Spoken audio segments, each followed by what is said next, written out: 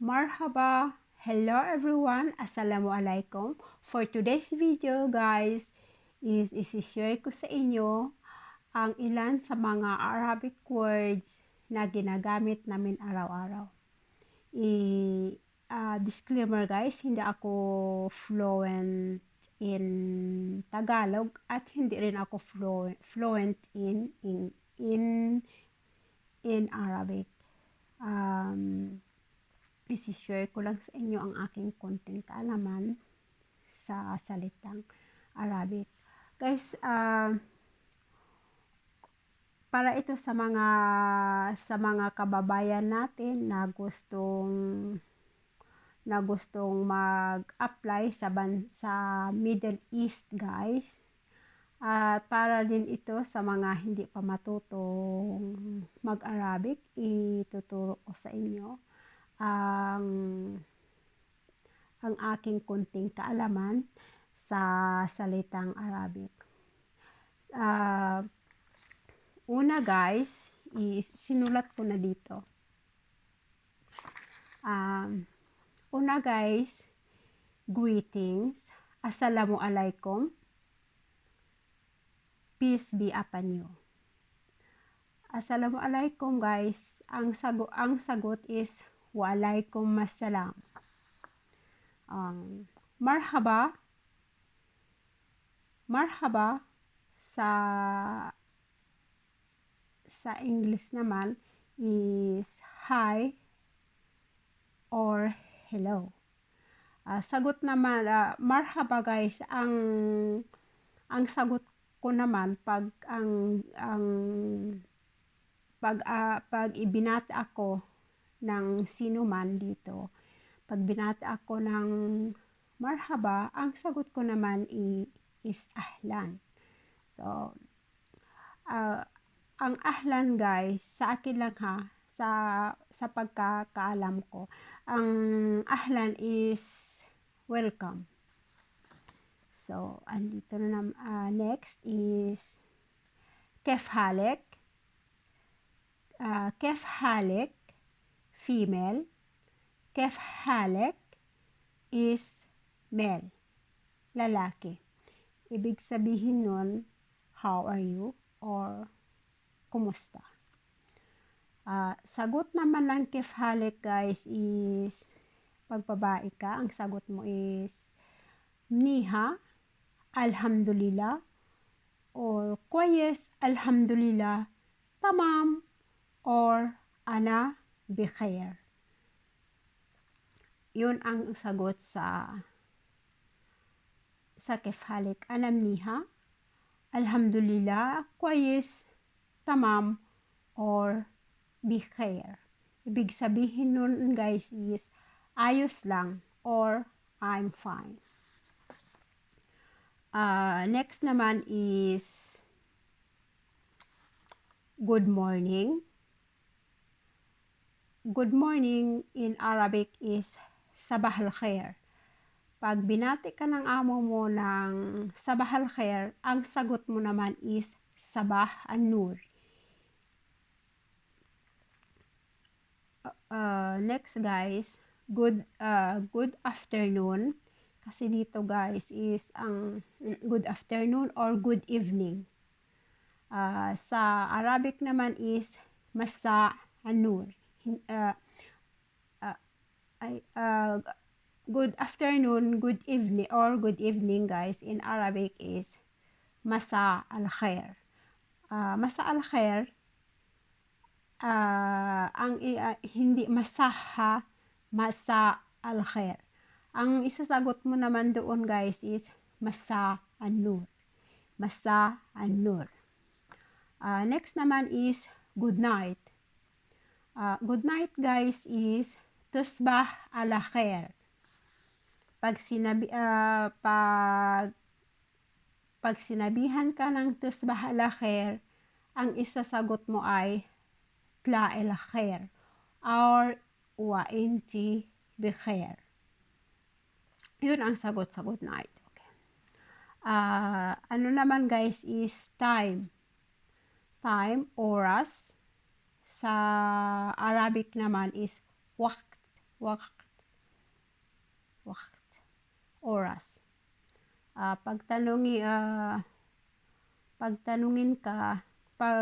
Pagtanungin ka ng anong oras, sa akam ang saa is oras, tapos yung kam is parang magkano, pero pagsamahin mo ay sa akam, anong oras. So guys, tips ko lang guys, ang tips ko lang sa inyo guys para if paano ako madaling matutong mag-Arabic. Kasi guys, hindi ako mahilig sa yung take down note. Hindi talaga ako mahilig magsulat guys, kasi yung parang tamad ako. So dito sa Middle East guys, wala tayong choice kundi yung matuto tayong mag-Arabic, kasi dito guys hindi lahat ng Arabo is matutong mag-Arabic, di ba? Yung lahat ng lahat ng mga Arabo hindi marunong mag-English. Bihira lang sa kanila ang marunong mag-English. So, ako guys, bakit ako madaling matutong mag-Arabic is yung mahilig ako sa mga drama, yung mga teleserye, yung mga Syrian drama. Kasi Syrian drama guys, madali kang matuto doon. Kasi kung anong hindi mo ganun kasi ako guys, pag kung ano yung hindi ko naintindihan sa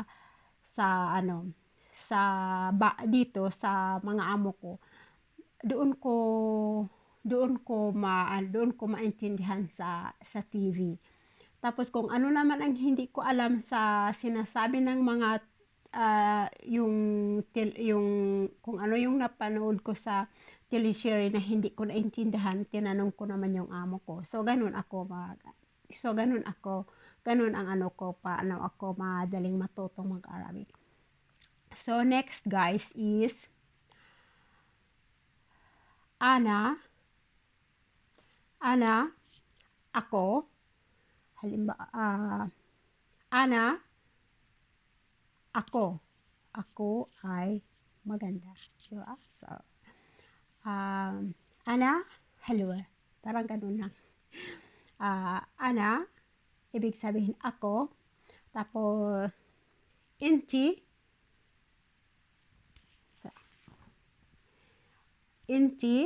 babae, inta, lalaki. Ikaw, inti babae, inta lalaki. Ikaw. Tapos, hadi, hada, hadi. Ibig sabihin, for example guys, yung hadi kalam o hada kalam. Ibig sabihin, ito is ballpen. Yung pwede mong gawin yung hada or hadi. Tapos, next naman guys is amili or sawi. Ang dito sa Jordan guys is ang ginagamit nila is amili or sawi. Halimbawa, gawin mo yan, gawin mo to, di ba? Yun, gawin mo yan, gawin mo to. Sawi hadi, sawi hada. Or amili hay o sawi hay. Next naman guys is kullo.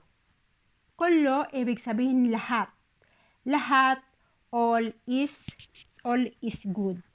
Tapos, next is taam.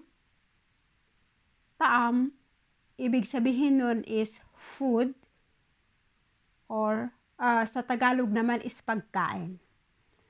Next, yaakol, yaakolo. in English is eat, and sa Tagalog naman is kumain, kumain. Yakol, eat, Tagalog, kumain. Dito na naman tayo sa kay, di ba guys, sa kanina is my good morning. Ngayon guys is futur, almusal, breakfast. Example ng futur guys is sabihan ka ng amo mo, jahizili futur, ipaghanda mo ako ng almusal, next is gada, lunch, pananghalian. Asya, dinner, hapunan. Ang lagi nilang ginagamit guys is khalas, done, or finish, tapos na. Ulitin ko, khalas, ibig sabihin, done, finish, or tapos na. Wakef, stop. Ibig sabihin, stop. Tigilan mo na ako. Wakef, stop. Tapos, MC. Go. Parang ganun, go. MC. Ang madalas mong maririnig guys is yalla. Ibig sabihin nun is let's go or hurry up or quick. Parang quick yun is yalla. Sige na, kumbaga. Tapos, the last one guys is yani. Yani, ibig sabihin, yani means, ibig sabihin. So guys, bali hanggang dito na lang ang video ko na to. Sana guys may natutunan kayo sa video na to. Kung may gusto pa kayong malalaman guys, kung may gusto kayong malalaman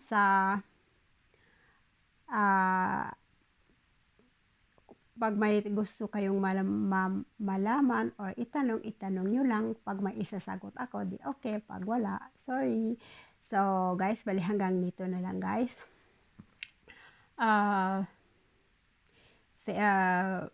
Shout out pala sa aking mga viewers.